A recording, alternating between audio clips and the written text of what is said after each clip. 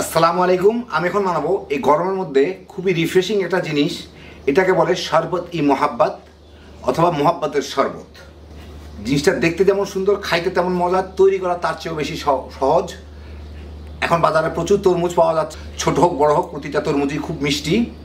তো যারা তরমুজ কিংবা শরবত খাইতে পছন্দ করেন একবার বানায় খেয়ে দেখতে পারবেন, অসাধারণ স্বাদ। তো আসেন দেখি শুরু করা যাক। আমি এখানে 1.5 লিটার দুধ নিয়ে নিচ্ছি, তার মধ্যে কিছু বরফ দিয়ে ঠান্ডা করে রাখছি, আগে থেকে ঠান্ডা হয়ে থাকে। এখন এর সাথে আমার দিতে হবে হচ্ছে কিছু তরমুজ কেটে, আগে তরমুজটা দেই, রুয়াবজা দিতে হবে, তরমুজ দিতে হবে আর চিনি দিতে হবে। তো তরমুজগুলো কাটতে হবে, এটা দিয়ে কাটি, একদম চিকন চিকন ফালি করতে হবে। কিছুক্ষণ আগে আমি তরমুজটা কেটে রাখছি, এখন রস করতেছে, যত ছোট করা যায় আর কি, কুচি কুচি করে দিতে হবে। আমার টমি বিলাইও বলতেছে হ্যাঁ। আর বিচি থাকলে ক্ষতি নাই, বিচিগুলো কিন্তু একদম নিচে গিয়ে পড়ে যাবে। এই যে দেখুন না, কুচি করে দিচ্ছি আমি তরমুজগুলো, এরকম কুচি কুচি করে পছন্দ মতো তরমুজ নেন, এটা কোনো আইন নাই, কোনো কিছুই না, যে যেরকম খাইতে চায়। আর এখনকার তরমুজ সবগুলোই পাকা মিষ্টি, অতএব চিন্তার কারণ নাই। আরেক পিস দেই, হ্যাঁ, এগুলো একদম চিকন চিকন করে কেটে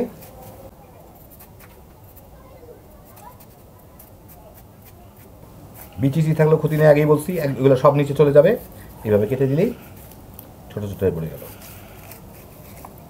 আর মাঝে মাঝে একটু ঘুটা দিলে 2-1টা তরমুজ গলে যাবে, আরও মজা লাগবে।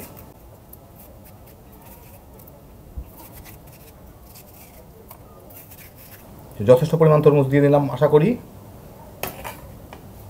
এখন এর সাথে দিতে হবে স্বাদ মতো চিনি, যে যেরকম খাইতে চান, একটু কম দিলে ভালো, কারণ হচ্ছে এরপরে রুহ আফজা দিতে হবে।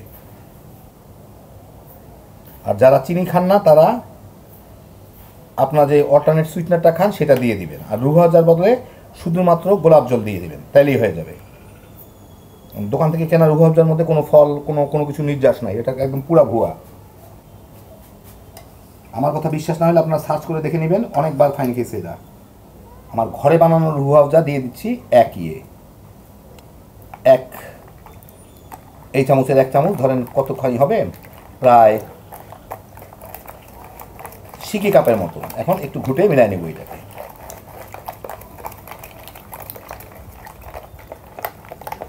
হইল, বেশ মোটামুটি ভালো মতোই মিশে গেল।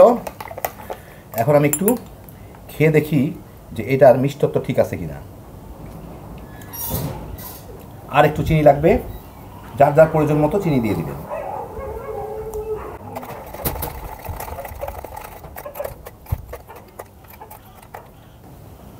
হয়ে গেল আমার শরবতি মোহাব্বত। এখন যার যার প্রয়োজন মতো চিনি দিয়ে দিবেন। আপনাদের আমি একটা গ্লাসে ঢেলে দেখাচ্ছি, আর 2-4টা বিচি যে উপরে ভাসতেছে এগুলোকে আমি সরাই ফেলব। এখন পরিবেশনের জন্য গ্লাস নিয়ে এর মধ্যে পরিমাণ মতো শরবতি মোহাব্বত দিয়ে দিলেই হইল।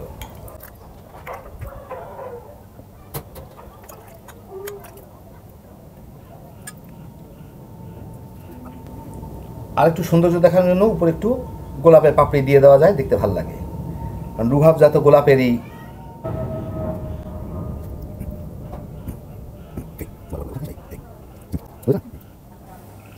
এই দেখেন, হয়ে গেল আমার দারুণ মজার শরবতি মোহাব্বত।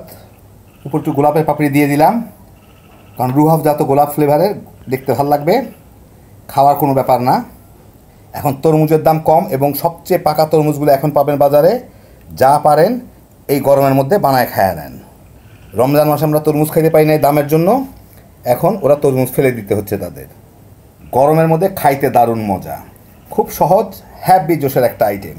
তো দেখেন কত সহজে আপনারা বানিয়ে নিতে পারেন, খালি বানাইবেন আর গরমের মধ্যে তামা করে খাইয়া ফেলাইতে পারবেন। আল্লাহ আপনাদের সবাইকে ভালো রাখুন, সুস্থ রাখুন, নিরাপদে রাখুন। ইনশাল্লাহ বেঁচে থাকলে আবার দেখা হবে। আল্লাহ হাফিজ।